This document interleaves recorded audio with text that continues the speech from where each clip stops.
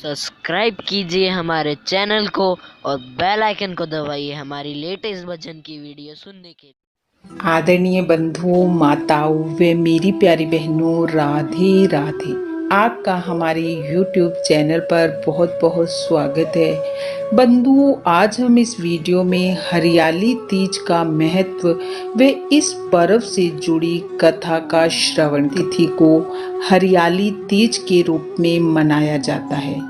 इसे हरियाली तीज के अलावा मधुश्रवा तीज, श्रावणी तीज, छोटी तीज, कजरी तीज या स्वर्ण गौरी उपवास के नाम से भी जाना जाता है।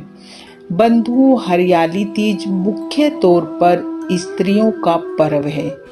इस दिन महिलाएं पति की लंबी आयु के लिए व्रत रखती हैं। सुहागिन स्त्रियों के लिए यह व्रत बहुत ही महत्वपूर्ण होता है।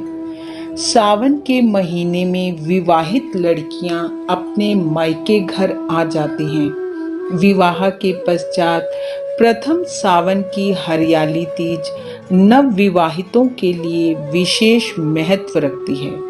इस दिन महिलाएं अपने हाथों पर मेहंदी लगाती हैं, हरी चूड़ियां पहनती हैं, अपने पैरों को महावर से सजाती हैं, नए नए वस्त्र धारण कर एक जगह पर एकत्रित होकर झूला झूलती हैं, गीत गाती हैं। श्रावण माह के शुक्ल पक्ष को मनाए जाने वाले तीज के पर्व में देवी पार्वती की पूजा करने का विधान है। कहा जाता है कि यह पर्व पार्वती जी को अति प्रिय है, क्योंकि उन्होंने इसी उपवास के फल स्वरूप महादेव को पति रूप में पाया था। चूंकि तीज का पर्व मुख्य स्त्रियों का पर्व है, इसलिए इस दिन महिलाएं नहा धोकर नए वस्त्र धारण कर 16 श्रृंगार कर बड़ी श्रद्धा भाव से मिट्टी से भगवान शंकर, माता पार्वती व गणेश जी की प्रतिमा का निर्माण करती हैं। उन्हें नवीन वस्त्र धारण करवाकर माता पार्वती को श्रृंगार का सामान समर्पित करती हैं। गणेश जी, भोलेनाथ व माता पार्वती की पूजा कर मिष्ठान का भोग लगाती हैं। वे कथा का श्रवण करती हैं।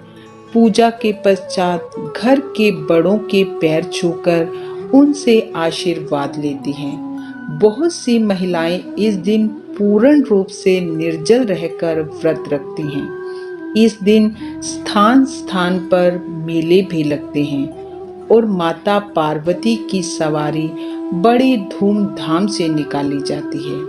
आइए अब सुनते हैं हरियाली तीज की कथा।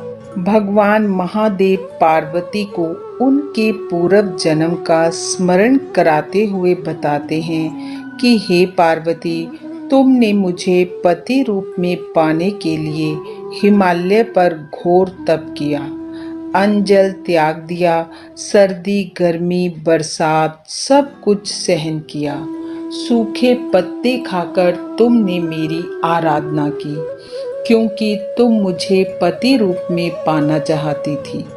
तुम्हारे इस घोर तप से तुम्हारे पिता हिमालय दुखी थे और तुम्हारे लिए चिंतित भी।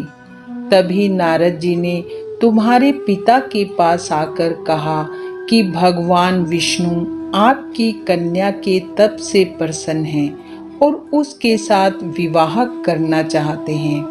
पर्वतराज हिमालय इस प्रस्ताव से खुश हुए और विष्णु जी से तुम्हारा विवाह करने को तैयार हो गए। नारद जी ने यह समाचार विष्णु जी को भी जाकर सुना दिया, लेकिन जब तुम्हें यह पता चला तो तुम बहुत दुखी हो गई और तुमने अपने मन की बात अपनी सखी को बताई। तुम्हारी सखी ने तुम्हें एक ऐसे घने वन में छुपा दिया जहां तुम्हारे पिता भी आसानी से नहीं पहुंच सकते थे। वहां तुम बालू रेत का शिवलिंग बनाकर तप करने लगी। उधर तुम्हें घर में ना पाकर तुम्हारे पिता व्याकुल थे।